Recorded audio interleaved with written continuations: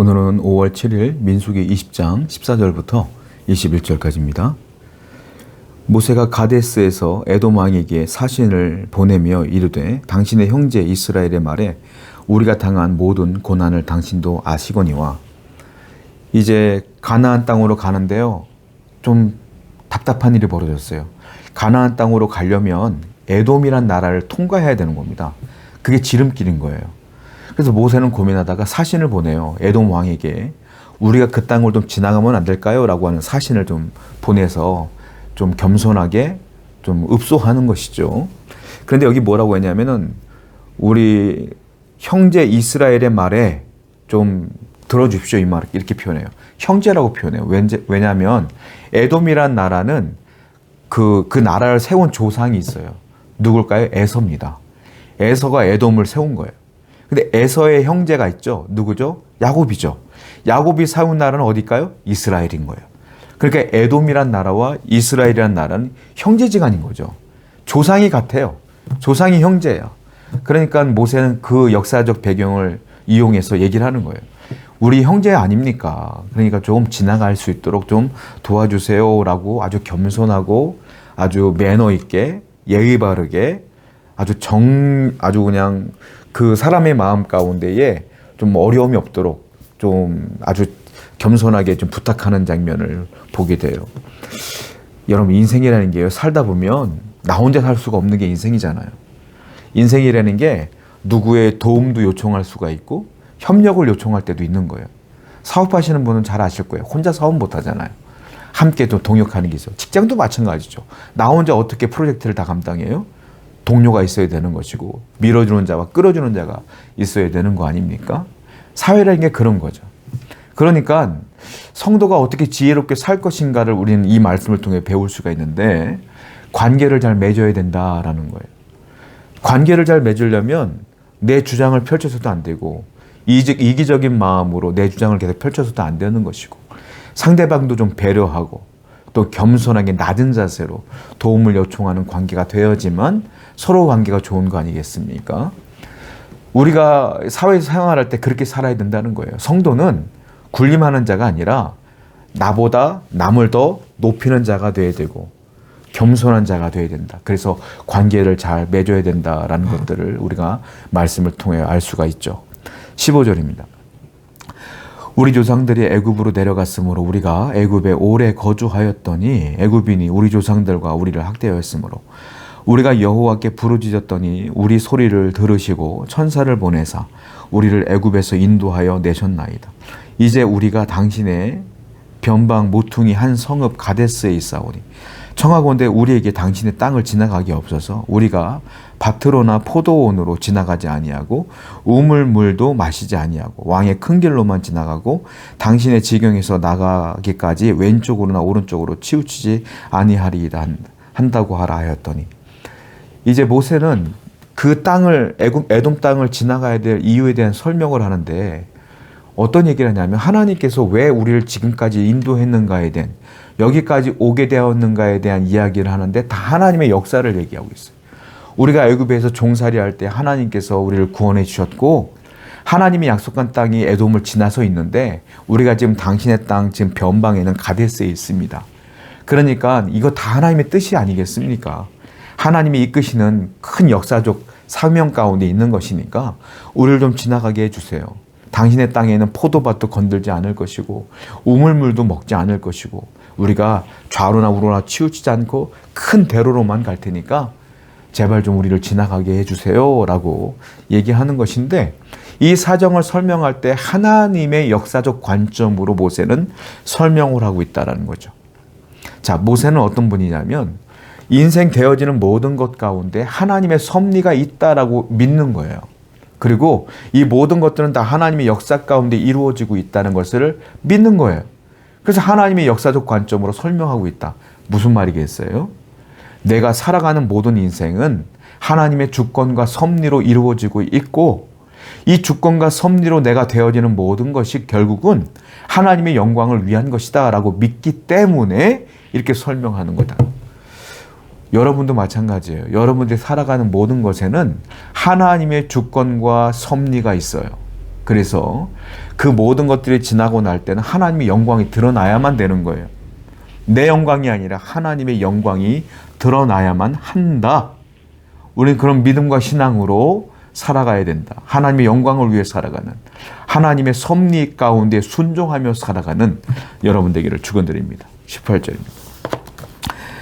에돔 왕이 대답하되 너는 우리 가운데로 지나가지 못하리라. 내가 칼을 들고 나아가 너를 대적할까 하노라.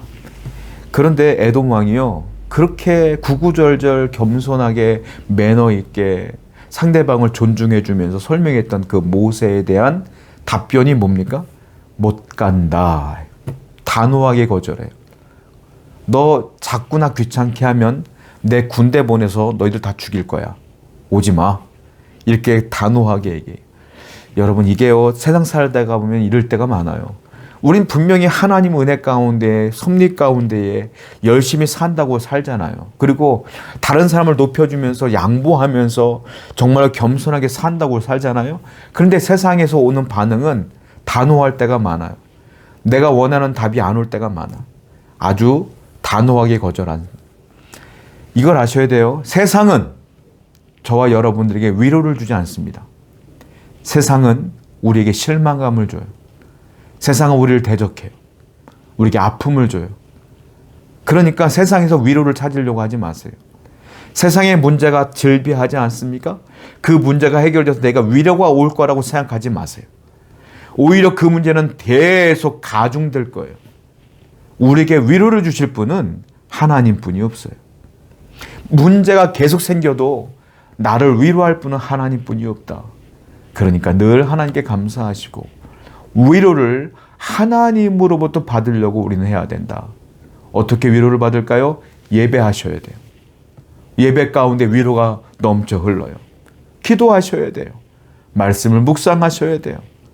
늘 하나님과 동행하셔야 돼요. 그래야 할 때 하나님의 위로가 우리에게 온다. 이 사실을 분명히 기억하시기 바라요. 19절입니다. 이스라엘 자손이 이르되 우리가 큰 길로만 지나가겠고 우리나 우리 짐승이 당신의 물을 마시면 그 값을 낼 것이라. 우리가 도보로 지나갈 뿐인즉 아무 일도 없으리이다. 이렇게 거절을 한번 당했는데 모세는 포기하지 않죠. 한 번 더 사신을 보냅니다. 왕이시여, 다시 말씀드릴게요. 우리는 당신의 것들 아무것도 먹지 않을 거예요. 실수로 말이나 양들이 당신의 물을 먹으면, 우물의 물을 먹으면 그 물값을 반드시 드릴게요. 그리고 우리는 다시 말씀드리지만 포도밭, 무화과가 있는 옆으로 안 갑니다. 큰 길로만 갈게요. 아무것도 없는 길로만 갈게요. 포기하지 않죠.